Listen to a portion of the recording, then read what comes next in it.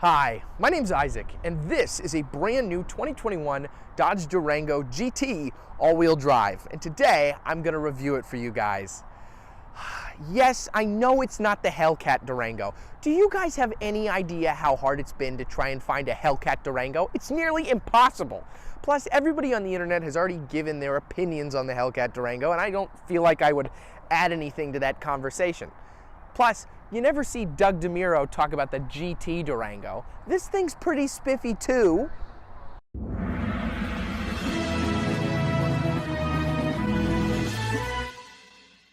Before we begin, I want to thank Brown Daub Chrysler Jeep Dodge and Ram for allowing me to review this truck. For all your Chrysler Jeep Dodge or Ram needs, you can visit Brown Daub right off of Route 33 in Easton, Pennsylvania, or at their website, browndaub.net.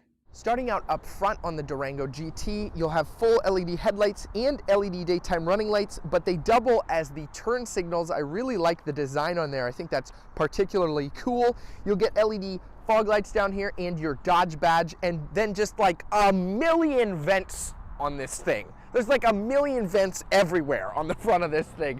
I think it looks pretty aggressive until you find out it only has a V6. I know. It hurts me as much as it hurts you. Wait, before you completely write off the GT Durango, the engine is tuned. Normally the 3.6 liter Pentastar V6 would make 269 horsepower and 310 pound-feet of torque. But this one being tuned does make 295 horsepower, which is great and much better than it normally does.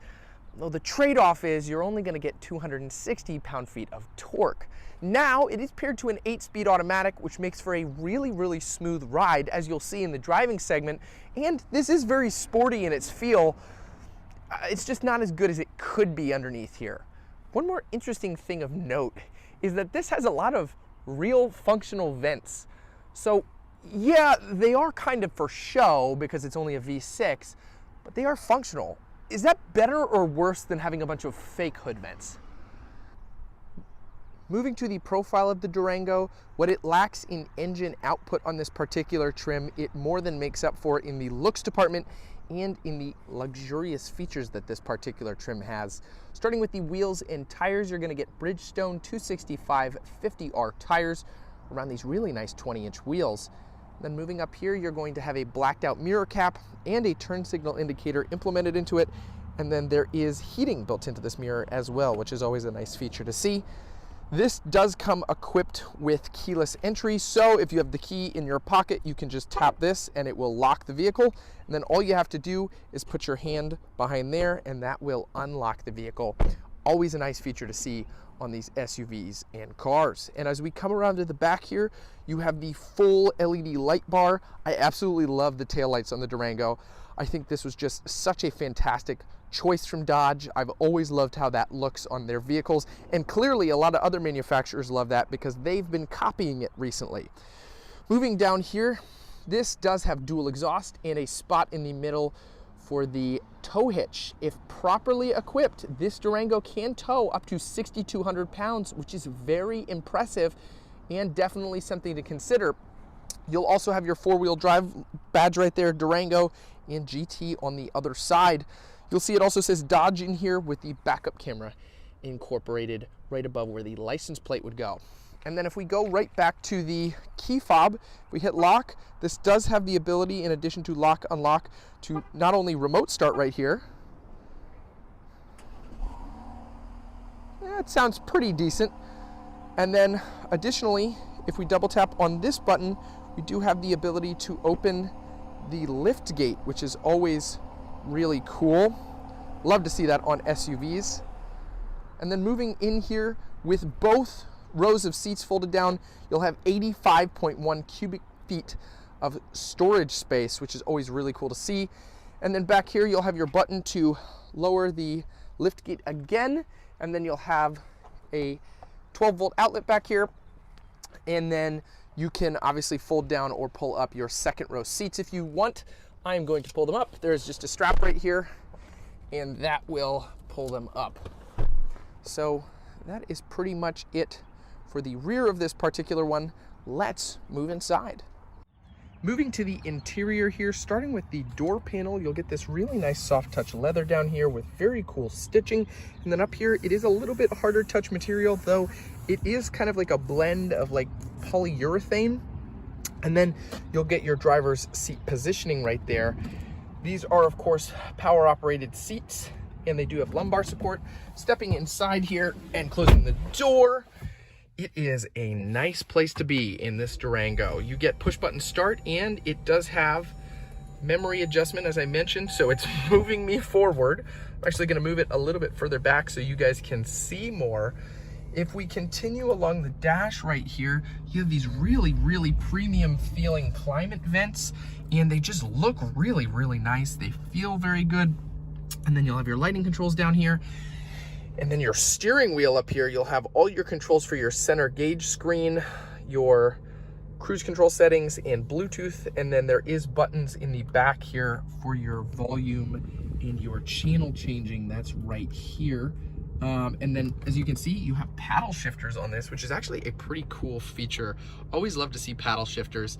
And then moving into this center gauge screen, it gives you the traditional readout, pretty much everything you'd normally get: tire pressure and your digital speedometer, basically your radio if you want to see messages, music, auto start stop, basic trip stuff. Nothing too revolutionary, but you do get these traditional tach, or actually this is your speedometer over here, and then you're going to get your engine and oil temperature stuff right there. Moving over here, you have this brand new screen. I believe it's 10.1 inches. It is so nice, very, very responsive on here, and it has so many really cool features. One thing I do want to talk about really briefly is the backup camera quality. It's not great, pretty blurry, and if I had to be honest, just not up to par with what other Chrysler products are. And then turning here, you do fortunately get the turning lines with it, but it's pretty bare bones on this truck other than that. And then you have your comfort stuff right here. So if we want to go into the climate controls, you can adjust the heated seats from here, or thankfully there is heated seats and heated steering wheel physical buttons as well. I always like to see the physical buttons on that. And then this, of course, does have Apple CarPlay and Android Auto, which is always really nice to see. But really happy that Dodge finally has updated their infotainment system. It flows a lot better with the rest of this interior. It just looks more premium, and it feels more premium overall in here compared to previous generations of the Durango and other Chrysler Dodge products. It's a perfect blending of what they currently have available and their new technology. And then moving down here, as I mentioned before, you're going to have your heated seats and your heated steering wheel, and then your other climate controls, and some really, really high quality premium buttons for your sport mode, your economy mode, your hazards. I mean, this is like one of the nicest hazard buttons I've ever touched. And that's funny coming from a Dodge. I mean, it's not even a particularly luxury focused brand, but they've really knocked it out of the park with this interior. Traction control off and your parking sensors as well. Then you're going to get your USB, USB-C, and auxiliary cords back there. And then you do have a really cool shifter, and thankfully it is a physical shifter. It's not a dial or a button. It's just a normal one that you can switch between, which is really nice. And then you have your manual mode if you want to switch over there. That will come up in the gauge cluster as well. Shifting it back into park there, we do have a little storage spot right here and 2 spots for cup holders. And then as you can see, there is there is lights for illumination. So at night, you can actually, I don't think, yeah, you can see a little bit here. It's actually going to light up blue or your choice of color. So that's really nice. And then in here, you have a little storage spot, which is always really cool to see. And then you can open it up for an even deeper storage spot right there. And then you do have a 12 volt further down, as that says. So that's always nice to see. And then moving up here, you do have a sunroof, which is really cool. Love to see the sunroofs. And then you have all your controls for that. And then you do have a button to pop the lift gate from there as well. Moving to the rear seats, they are very comfortable, just as nice leather back here. And then I have a decent amount of legroom from where I'd sit at 5'9", and a pretty decent amount of headroom right here as well. For larger people, I would generally suggest the front seats on this SUV, though again, this is primarily a family SUV, so you're probably going to have smaller occupants back here. Moving down here, you're going to get 2 climate vents with a dial to switch between legs and lower legs.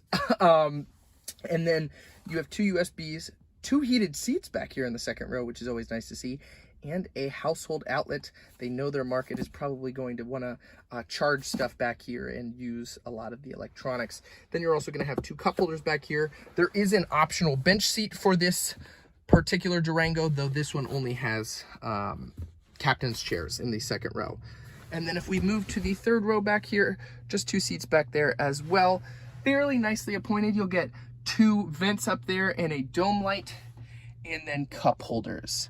And then you have speakers back there, which is actually a pretty cool placement for speakers, though it's fairly bare bones. One thing I did want to touch upon additionally is you are going to get your own climate controls back up here. Alrighty, driving the GT Durango. You know, I made fun of the V6 engine in this a little bit earlier, but honestly, it drives pretty good.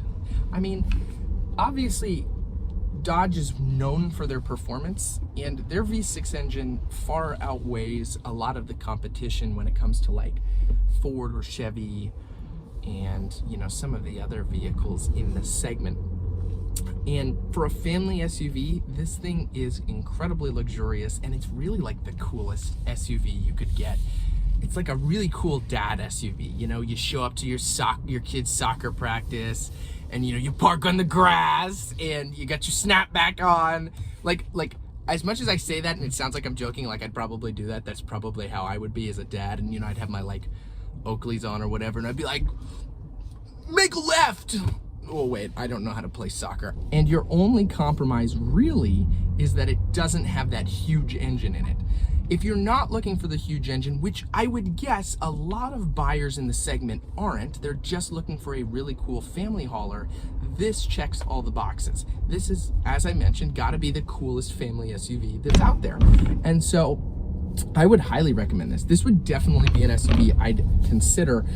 My family actually rented a 2019 Durango GT, I believe, when we were in Florida in early 2020, right before the pandemic, and it was so much fun to drive. Like, it is really a quick SUV on the road. So that is going to conclude this video. Thank you so much for watching, guys. I really, really appreciate it. If you could like and subscribe, that would really help my channel out a lot. And I'm a Christian, so if you have any prayer requests, you can leave those in the comment section below. With that, I will also give you my weekly Bible verse. So here that is, and I'll see you guys next week.